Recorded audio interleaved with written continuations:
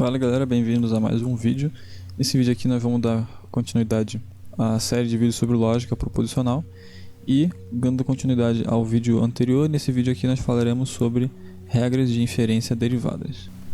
Beleza, nós já vimos no vídeo anterior o que são regras de inferência, vimos alguns exemplos também. Se você não viu, dá uma olhada lá, beleza? Quem também, é uma coisa, né, que eu não costumo falar, porque eu não gosto que falem isso nos vídeos, então eu não falo aqui também, mas só vou pedir essa vez, quem não se inscreveu e tem interesse em lógica, se inscreve, que eu tô tentando lançar vídeos aí diariamente, né, e tem uma playlist aí de lógica proposicional. Por enquanto só tem de lógica proposicional e lógica clássica, eu pretendo fazer outro no futuro, tá? Então quem quiser pode abrir a playlist e ir acompanhando aí os vídeos, beleza? Então, se você não viu o vídeo anterior, dá uma olhada lá. Falamos sobre regra de inferência e eu disse que existe um conjunto, né, um determinado conjunto de regras que são completas, né? O conjunto, na verdade, é completo porque com essas regras nós conseguimos fazer todas as derivações possíveis. Só que eu falei também que existem outras regras, além dessas que estão nesse conjunto, que são bem úteis. No caso, são essas regras derivadas aqui. Porque, por exemplo, com esse conjunto que nós fizemos, pode existir uma derivação que tenha, sei lá, 12 linhas, por exemplo, né? São 12 passos que você faz para provar uma determinada coisa, um determinado teorema. E usando uma determinada regra de inferência derivada, a gente consegue pegar essas 12 linhas e diminuir ela para, sei lá, 5 linhas. Então a prova que antes a gente fazia com 12, a gente consegue fazer com 5, só adicionando uma regra derivada, tá? Mas essa regra, as regras que eu vou apresentar aqui, todas elas não são necessárias, tá?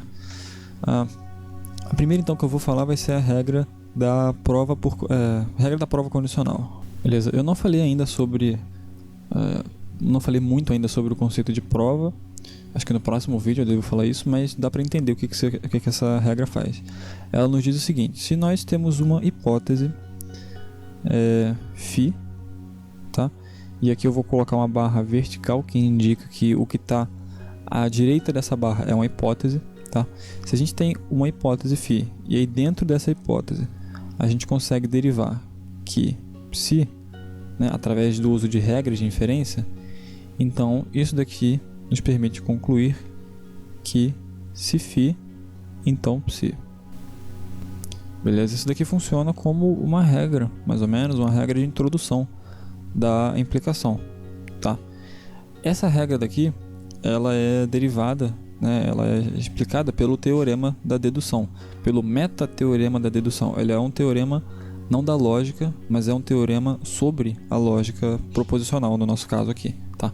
Eu vou deixar um link na descrição de um texto que eu fiz sobre algumas propriedades de sistemas formais, e nesse vídeo, nesse texto, né, eu explico melhor sobre o teorema da dedução, eu provo ele lá e mostro como que ele justifica essa regra aqui, tá? Então, se você tiver mais interesse, dá uma olhada lá. Tá, então o que essa regra aqui nos diz é que se nós estamos fazendo uma determinada prova, né, vamos supor, eu ainda também não falei sobre prova, mas já vou adiantando aqui. A gente tem aqui uma determinada prova, né, a gente tem aqui alguma coisa escrita, e a gente vai e faz uma hipótese, né, uma hipótese φ, beleza? Quando a gente faz uma hipótese, a gente coloca uma linha vertical antes da hipótese para dizer que tudo que está seguindo aqui está seguindo dessa hipótese, tá? Então tudo que está aqui vai ser verdadeiro se essa hipótese aqui for verdadeira. E aí vamos supor que a gente consegue provar nessa hipótese que psi. Então quando a gente consegue fazer isso, a gente pode fechar essa hipótese aqui, tá? Fecha a hipótese e a gente vai e afirma que se φ, então psi. Porque foi justamente isso que a gente fez. A gente assumiu por hipótese que φ é verdadeiro e disso a gente concluiu que psi. Beleza? Então a gente afirma isso daqui. E o condicional diz justamente isso: se φ for verdadeiro, então psi também é verdadeiro, tá? Mas isso aqui não quer dizer que φ é verdadeiro, beleza? Porque é apenas uma hipótese. Tranquilo? Então é isso aí que essa regra nos diz.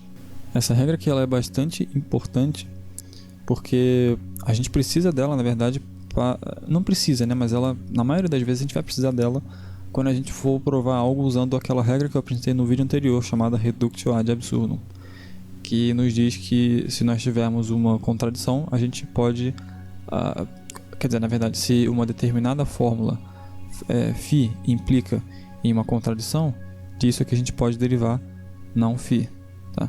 E essa regra aqui da prova condicional é importante por quê? Porque para a gente provar alguma coisa usando esse método reduction ad absurdum, basta a gente negar essa coisa que a gente quer provar. Então vamos supor que a gente quer provar que alfa é verdadeiro. Primeiro, então, a gente vai negar alfa e vamos fazer várias derivações. Se disso aqui a gente chegar numa contradição, então a gente aplica essa regra da prova por condicional. E aí a gente vai ter aqui então que não alfa implica em uma contradição. Só que se não alfa implica uma contradição, então pela regra de reduction ad absurdum, a gente vai ter que não alfa é verdadeiro. E pela regra da dupla negação, a gente vai ter que alfa é verdadeiro. Isso aqui é uma prova de alfa. Beleza? Então, essa regra da prova por condicional, ela é muito importante por isso. Tá? Aqui do lado, então, eu vou colocar a próxima, que é a silogismo hipotético. E o que essa regra nos diz? Bem, ela nos diz o seguinte: se nós temos que... eu vou usar alfa e beta aqui. Se nós temos que alfa implica em beta, e nós temos aqui que beta implica em gama, então nós podemos inferir disso daqui que alfa implica em gama. Beleza? É uma regra bem intuitiva também. E essa regra aqui, ela nos mostra a propriedade de transitividade da implicação. O que é a transitividade da implicação? É literalmente isso que está escrito aqui. Se nós temos que uma proposição alfa implica em beta, e nós temos que essa proposição beta aqui, tá? Que é essa mesma aqui de baixo, implica em gama, então nós temos que alfa, por implicar em beta, implica gama também. Tá? Então a gente escreve isso aqui, alfa implica em gama. Beleza? Essa é a propriedade de transitividade da implicação. É isso que significa transitividade. Tá? É exatamente isso daqui. Beleza? A gente lembra, né? A gente sabe que a igualdade ela tem essa propriedade da transitividade, né? Se A é igual a B e B é igual a C, então A é igual a C, né? Se duas coisas, né? No caso aqui, se duas coisas, né? A e C são idênticas a uma terceira, que é B, então essas duas coisas são iguais, né? Isso aqui, se eu não me engano, era um dos postulados ou axiomas de Euclides. Mas isso aqui não tem a ver com o silogismo hipotético, tá? Estou só dizendo isso para exemplificar essa propriedade da transitividade. Então, esse aqui é o silogismo hipotético. Se A, aqui um exemplo, né? Sei lá, se A implica em B e B implica em... Aqui no caso, no lugar de A e B é qualquer fórmula, tá? Então, eu posso botar, sei lá, não P aqui. Se A implica em B e B implica em não P, então, por silogismo hipotético, a gente tem que A implica em não P. Beleza? Essa aqui é a regra, bem tranquila, nada demais por aqui, tá? A próxima regra é a modus tollens. Ela é uma regra que envolve também o condicional.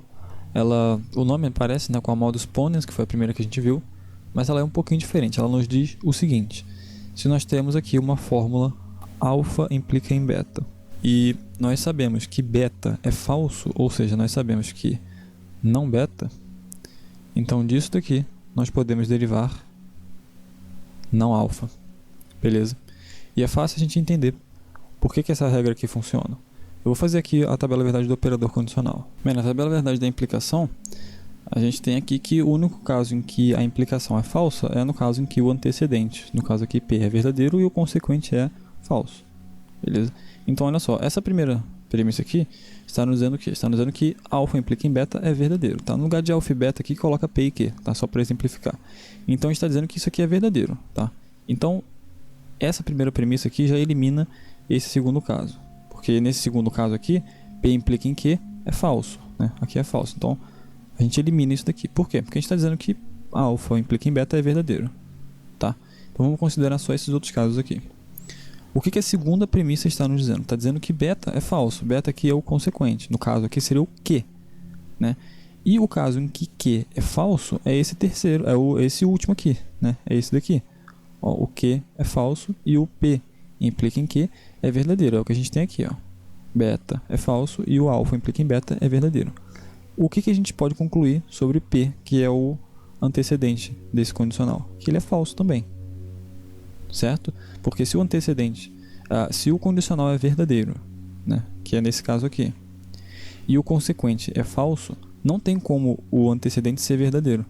Porque, olha só, se o condicional, se o antecedente fosse verdadeiro e o consequente falso, o condicional não seria verdadeiro, seria falso. beleza? Então se a gente tiver um condicional e a gente sabe que ele é verdadeiro, e a gente sabe que o consequente dele é falso, o antecedente também tem que ser falso. Por isso que a gente pode derivar não alfa daqui, beleza? Então essa daqui é o modus tollens.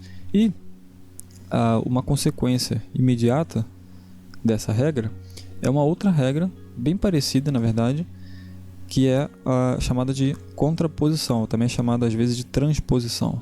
E ela nos diz o seguinte: se nós sabemos que alfa implica em beta, disso daqui nós podemos concluir que não beta implica em não alfa. Eu acho que eu já falei sobre essa regra aqui no vídeo anterior, mas é uma consequência disso daqui, porque olha só, bom, se você ler o texto que eu mandei, você vai ver que existe uma relação entre essas duas, né? Quando a gente aplica o teorema da dedução nessa dedução aqui, a gente obtém a regra da contraposição, beleza? Então, essa regra nos diz isso, e ela vale também se o alfa e o beta já forem negados, né? Então, se nós tivermos aqui que não alfa implica em não beta, nós podemos concluir disso daqui que beta, né, que é o consequente, implica em alfa. Então, para a gente fazer essa regra, se a gente tiver um condicional, né, P implica em Q, disso daqui, o que a gente pode fazer para usar essa regra aqui? A gente vai pegar o consequente, que no caso aqui é Q, vai negar ele, e põe ele como antecedente. Então, a gente vai ter não Q, e a gente põe ele como antecedente de um condicional, e o consequente desse novo condicional, a gente vai pegar o antigo antecedente, que é o P, e vai negar ele. Então, não Q implica em não P. Beleza? Se você fizer a tabela verdade de P implica em Q e de não Q implica em não P, você vai ver que são a mesma coisa. São a mesma... eu não vou dizer que são a mesma fórmula, porque não são, né? São símbolos diferentes, é claro que não são, mas são fórmulas equivalentes, foi isso que eu queria dizer. Então, elas terão as mesmas valorações. Beleza? Inclusive, isso daí você pode fazer com qualquer uma dessas provas aqui. Tudo que está aqui em cima, ó, se você fizer a conjunção dessas duas fórmulas aqui, faz a conjunção das duas e faz a tabela verdade dessa conjunção. E aí depois você faz a tabela verdade disso aqui, você vai ver que dá a mesma coisa também. Beleza? Então essa daqui é a contraposição. Vamos agora para a próxima regra, que na verdade são duas regras, que nem essa daqui, tá? Essas duas aqui são a regra da contraposição, tá? É a mesma regra, eu só estou aplicando em casos diferentes. E a mesma coisa vai ser aqui embaixo na chamada regra de De Morgan. Beleza? Então, De Morgan, Augustus De Morgan foi o lógico que descobriu, inventou essa lei aqui. E ela é muito, muito, muito importante também. Se você sabe de eletrônica e programação, provavelmente você conhece ela, não sei se por esse nome. Mas ela é uma regra que aqui na lógica proposicional a gente usa para disjunção, conjunção e negação. É uma regra que relaciona esses três aí. E o que ela nos diz? Ela nos diz o seguinte: se nós sabemos que P e que Q é falso, né? Ou seja, se a negação de P e Q é falsa, nós podemos concluir disso daqui o quê? Que ou P é falso ou Q é falso. Beleza? Essa daqui é a primeira regra de De Morgan, que se aplica à conjunção. E a segunda regra de De Morgan nos diz o seguinte: se nós temos que a disjunção entre P e Q é falsa, né? Se temos isso aqui, então é falso que P ou Q, nós podemos concluir disso daqui que é falso que P e é falso que Q. Beleza? Essas daí são as duas regras de De Morgan. Por que essas regras aí funcionam? O que ela está querendo dizer? Vamos ver essa primeira aqui. Bem, a gente tem aqui uma negação de uma conjunção, tá? O que a conjunção nos diz? Vamos fazer a tabela verdade dela aqui. Bem, essa aqui é a tabela verdade da conjunção, beleza? Se a gente negar essa conjunção aqui, né? Se a gente tiver aqui, então, não é o caso que P e Q, que é o que está escrito aqui, a gente vai ter essa parte aqui dessa coluna, só que com os valores de verdade trocados, né? Então, onde está V aqui vai virar F, e o resto todo que é F vai virar V, beleza? Então, a gente vai ficar com uma coisa dessa daqui. E a gente está dizendo o seguinte: se nós sabemos que isso daqui é verdadeiro, nós podemos inferir que ou o não, ou o P é verdadeiro ou o Q é verdadeiro. Perdão, ou o Q é falso ou o P é falso, né? É o que está escrito aqui. Então, no caso aqui, por que isso acontece? Porque a conjunção ela é verdadeira, nesse caso aqui, apenas porque P e Q são verdadeiros. Tá? Então a conjunção ela retorna verdadeiro se e somente se P e Q são verdadeiros. Se nós dissermos que é falso, que P e Q, então isso quer dizer que pelo menos um dos dois não é verdadeiro. Beleza? Então, ou P é falso, ou Q é falso. E é isso que está dizendo aqui. Beleza? Então essa daqui é a primeira. E a segunda é a mesma coisa, só que aplicada à disjunção. Eu não vou fazer a tabela verdade aqui, mas aqui a gente está dizendo o quê? Que a gente está negando a disjunção. Essa disjunção aqui, ela é verdadeira se e somente se. Pelo menos um desses dois aqui é verdadeiro. Tá? Mas se a gente está negando isso, então a gente está dizendo que não é o caso que pelo menos um dos dois é verdadeiro.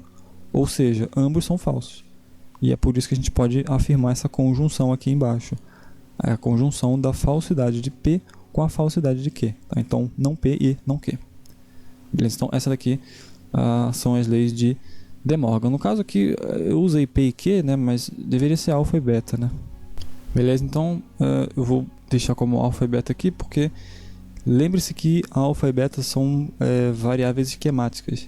Tá? Elas representam qualquer fórmula bem formada da nossa linguagem. Então, por exemplo, no caso aqui de não alfa e beta, né, não alfa e beta, a gente poderia ter uma negação de qualquer conjunção. Então a gente poderia ter isso daqui, por exemplo. Isso daqui é uma negação de uma conjunção. Nós podemos aplicar a lei de De Morgan. Tá? Nesse caso aqui, ó, é a conjunção disso daqui com isso daqui. Tá? E se a gente aplicar a lei de De Morgan, o que resultaria disso daqui? Bem, se você reparar aqui, essa lei de De Morgan, ela meio que faz uma distribuição da negação aqui para dentro. Tá? Então a gente vai negar o alfa, a gente vai negar o beta e a gente vai ter que trocar esse sinal aqui. Então a negação vai trocar tudo, tá? Onde está alfa a gente põe não alfa, onde está beta a gente põe não beta, e onde está esse símbolo aqui a gente troca. Aqui no caso está conjunção, ele vai virar disjunção. Beleza? Aqui embaixo, ó, mesma coisa, essa negação aqui ela vai distribuir, aqui vai virar não alfa, tá? Distribuir para o beta também, vai virar não beta, e no caso aqui, como a gente tem uma disjunção aqui, vai virar uma conjunção. Tá? Então é isso que essa regra faz. Então o que vai acontecer aqui? Esse alfa distribui, vai ficar. Não é o caso que esse negócio todo aqui, que é P, implica em Q. O não aqui vai distribuir para esse operador, que é uma conjunção, vai virar uma disjunção. E o não aqui vai distribuir para essa outra coisa, que é... pera aí, esqueci de botar o não aqui. Que é isso aqui tudo. Beleza? E a gente tem duas negações aqui pela lei da dupla negação, então a gente pode eliminar as duas e a gente vai acabar no final das contas com isso aqui. Beleza? Então é isso daí. De cara aqui, agora que eu já estou vendo isso daqui, eu vou aproveitar e vou falar de uma outra lei, que é a lei da negação do condicional. Eu vou escrever ela aqui e ela nos diz o seguinte: se nós temos aqui a negação de um determinado condicional alfa implica em beta, nós podemos concluir que alfa é verdadeiro e não beta é verdadeiro. Tá? A gente vai ver, eu vou fazer um vídeo sobre os paradoxos da implicação material e a gente vai ver que tem um probleminha com essa lei aqui, tá? Mas por enquanto não vamos nos preocupar com ela. Então, já aplicando essa lei aqui em cima, ó, a gente vê que tem uma negação de um condicional aqui, tá? Então, aplicando essa lei aqui em cima, a gente teria então que isso aqui é a mesma coisa que P e não Q. E a gente repete essa segunda parte aqui. Beleza? Então é isso daí. Beleza, então agora eu vou falar de mais uma regra aqui, que é a regra da distribuição. E essa regra aqui nos diz o seguinte: se nós tivermos aqui uma conjunção entre uma determinada fórmula, que eu vou chamar de gama aqui, tá? Nós temos a conjunção entre essa fórmula e uma disjunção, no caso aqui alfa ou beta. Se nós temos isso daqui, nós podemos derivar o seguinte: podemos derivar essa disjunção aqui. Tá? Então é uma distribuição parecida com a que a negação faz, né? Mas no caso o termo, né, o que vai ser distribuído aqui é essa fórmula. Ela vai ser distribuído entre essas duas fórmulas que estão participando dessa disjunção aqui. Tá? E como tem uma conjunção aqui no meio, a gente diz o seguinte: bom, se isso aqui é uma conjunção, a gente sabe então que gama é verdadeiro. A gente já sabe disso, porque a conjunção ela só é verdadeira se ambos forem verdadeiros. Tá? Então vamos colocar aqui que a gente sabe já que gama é verdadeiro. Tá? Só que gama é verdadeiro e essa disjunção entre alfa e beta também é verdadeira. Ou seja, pelo menos alfa é verdadeiro ou pelo menos beta é verdadeiro. Um dos dois tem que ser verdadeiro. Se um dos dois tem que ser verdadeiro e a gente sabe que gama é verdadeiro, então a gente pode afirmar que gama e alfa é verdadeiro. Pode ser um caso. Ou, se não for o caso que alfa é verdadeiro e sim beta, a gente vai ter então que gama e beta são verdadeiros. Então, é por isso que a gente pode fazer essa derivação aqui. E se você reparar aqui, ó, aqui embaixo eu coloquei beta e gama. E aqui eu coloquei gama e beta. Tá? E aqui é a mesma coisa. Isso porque... ainda bem que eu fiz isso daqui, porque eu já vou explicar a próxima, que é a regra da comutatividade. Que é justamente essa propriedade aqui. Né? E essa propriedade ela funciona para os seguintes conectivos. Ela funciona para conjunção, para disjunção, tanto inclusiva quanto exclusiva, e para biimplicação. Tá? Não funciona para negação, porque ela é uma regra de operadores binários, e não funciona para implicação. Eu vou falar depois sobre isso. Mas o que essa regra nos diz? Bom, se nós tivermos aqui alfa e beta, nós podemos derivar disso então que beta e alfa. Tá? Isso daqui para conjunção. Se nós tivermos que alfa ou beta, podemos derivar beta ou alfa. Tá? Isso aqui para disjunção. E para biimplicação, se nós temos que alfa se e somente se beta, podemos derivar beta se e somente se alfa. Beleza? Isso aqui é a comutatividade. É a mesma coisa com a soma, né? Talvez você se lembre da matemática, né? Nós tivemos que 2 mais 2 não. Se nós tivemos aqui 2 mais 3, isso aqui é a mesma coisa que 3 mais 2, né? Ou então 7 vezes 8, isso aqui é a mesma coisa que 8 vezes 7, né? A ordem dos fatores não altera o produto. É justamente isso daqui. A ordem não importa nesses casos. No caso da implicação, aí faz diferença sim. Né? Se a gente tem P implica em Q, a gente não pode derivar que Q implica em P. Tá? Isso aqui está errado. Não funciona. Beleza? Então, é a comutatividade.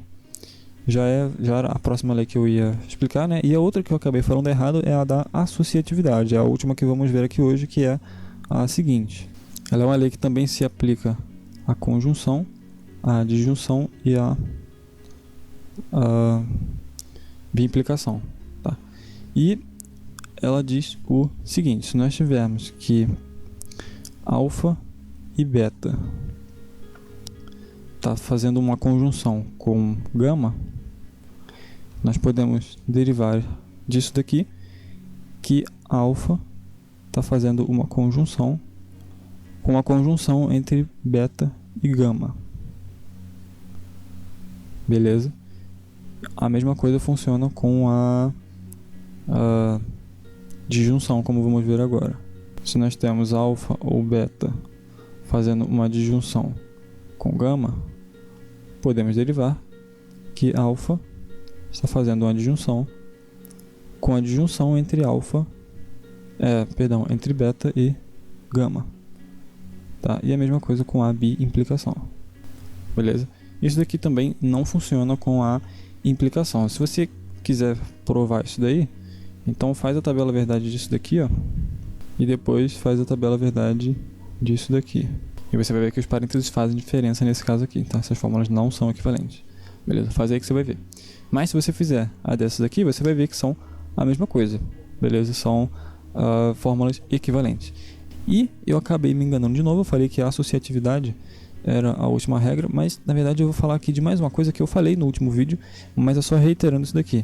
Né? Eu tinha falado sobre a regra da dupla negação e eu esqueci de dizer que ela vale para os dois lados, tá? Então, se nós tivermos aqui não P, nós podemos derivar que P tá? E se nós tivermos que P, nós podemos derivar não P, beleza? Se nós tivermos duas duplas negações, não P, podemos derivar que P também. Por quê? Porque esses dois aqui vão se anular e esses dois aqui também vão se anular. Então, resumindo, se você tiver um número par de negações, né, seguidas, é importante isso, tem que ser uma negação seguida da outra, tá? Pode ser que tenha parênteses assim também, tá? Mas se você tem um número par de negações seguidas, você pode cancelar elas, tá? E se você tiver um número ímpar, você pode cancelar todas e deixar uma, tá?